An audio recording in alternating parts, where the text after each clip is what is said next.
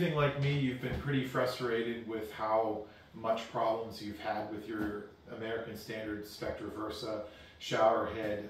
I've probably replaced this valve at least 2 or 3 times, not counting the times that I've taken the cartridge out and just tried to lube it up and put it back in place. If you've seen my 2 previous videos, I showed people what I did in order to at least get by and get this thing to work for another month before you had to tear it back apart.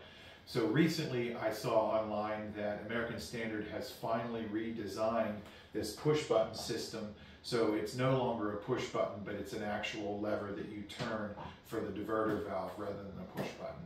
So I had called them a couple weeks ago, told them what I had. They already had my stuff on record because I've already contacted them 3 or 4 previous times. And they sent me out a new kit that is supposed to alleviate all the problems that we've had with this push button. So for the rest of the video, I'm going to show you how to take this back apart and then install this new valve, which hopefully will solve the problems that we've had with this shower system. So first I'm going to open up the box and show you what was included in with this replacement valve. The first thing you have here is an envelope with a little bit of hardware that you may need, different screws and things, which I'll open up here in a second. You have this chrome bezel that's going to cover the valve. There's actually one on the other valve, which I'll show you how that goes on. This new brass mounting piece, it has barbs on one side and then 3M stick tape on the other side. I'm assuming this is to replace the one that's on the wall because the valve's probably a different size. So that might be a little bit of a bugger to get the old one peeled off. Probably gonna need a razor blade or a putty knife or something. So we'll have to stay tuned for that. And then of course the installation directions and then the new valve itself. So when we take this valve out, you can see that this is going to be, it'll be mounted like this on the wall. This will be for your handheld side. This will go up to the actual shower head, but you can see now that we have an actual turn diverter valve rather than a push button style. So that's going to be nice to hopefully alleviate the issues with this sticking button.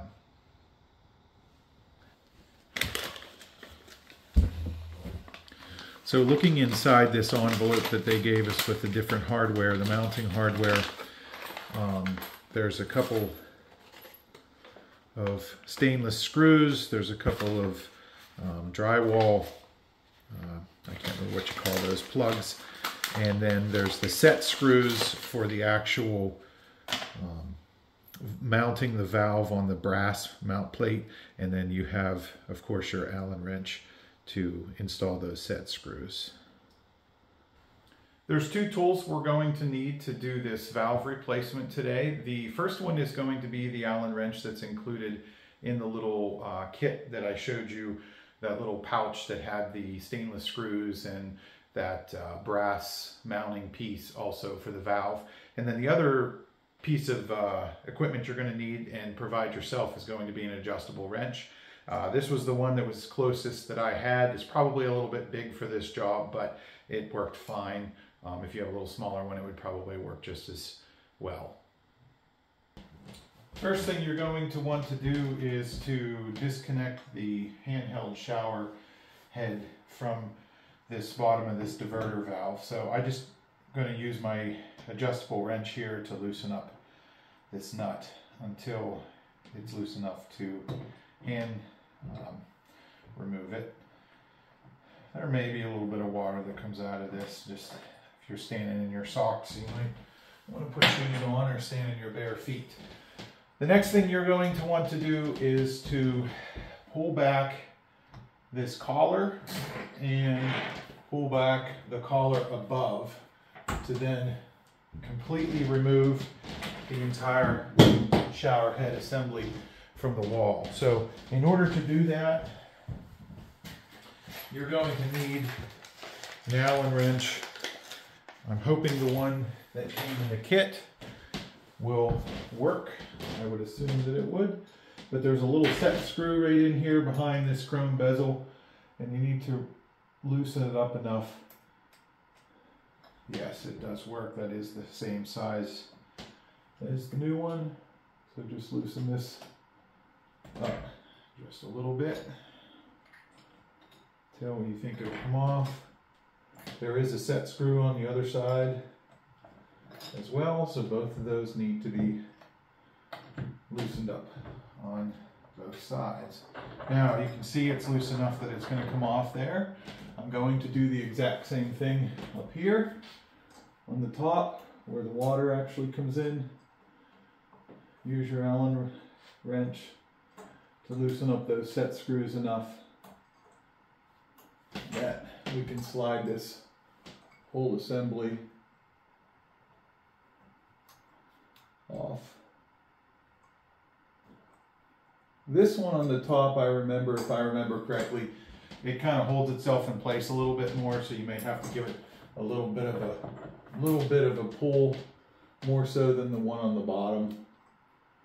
Just make sure they're completely loosened up first before you do that, and then once you give it a pull, the two washers right here, the rubber gaskets, I should say, or O-rings, will release and let you remove the whole assembly.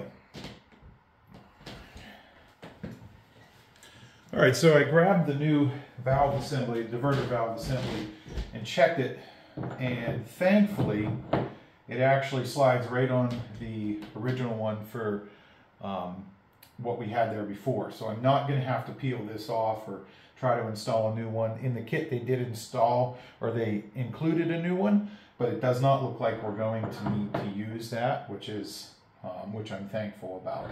And that's one less thing that we have to worry about trying to get all lined up again. So the next step is going to be get the old diverter valve unscrewed from the shower head assembly and screw the new one back on.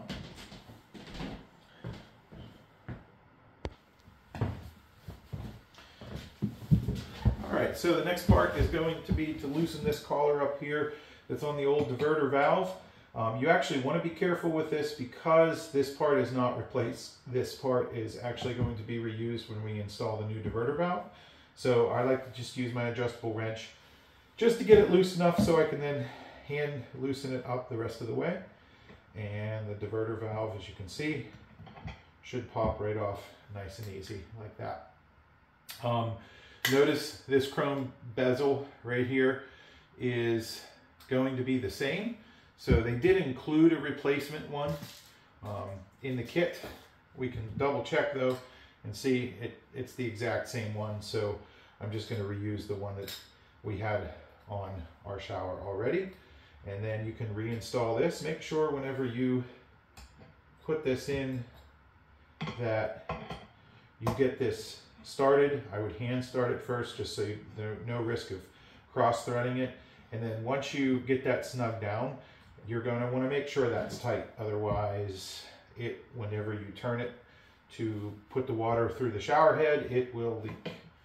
So again, you want to try to go easy because otherwise you may scratch the chrome.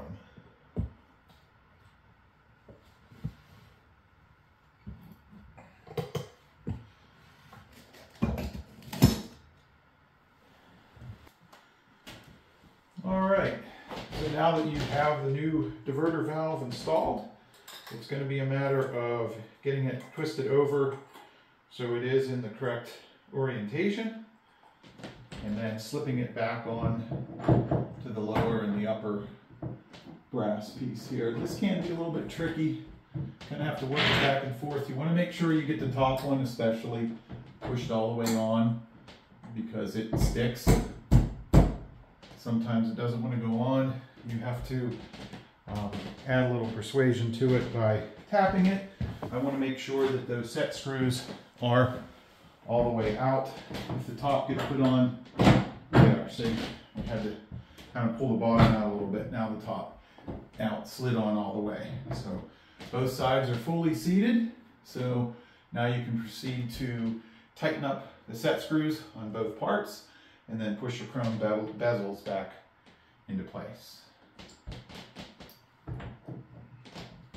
One thing I did forget to mention just a second ago was that the new valve does not have those set screws installed. They actually come in that little pack that I showed you that has the stainless screws and the Allen wrench. So you will need to either take the set screws out of the old valve, or you can use the new ones that were included in the kit.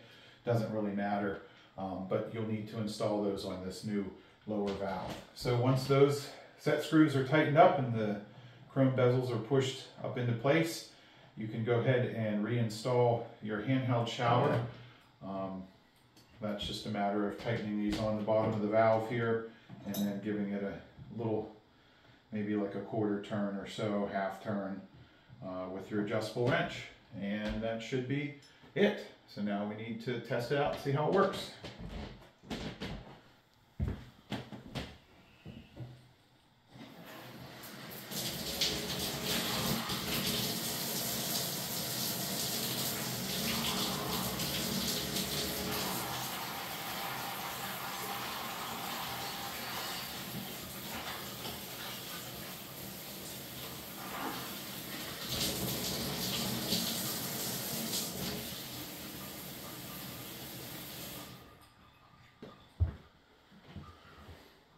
Okay, well, it looks like it's working great. It's finally working, to be honest with you, the way that it should have worked from when it was bought brand new. So I hope you enjoyed this video. If you did, I would really appreciate a like or a thumbs up.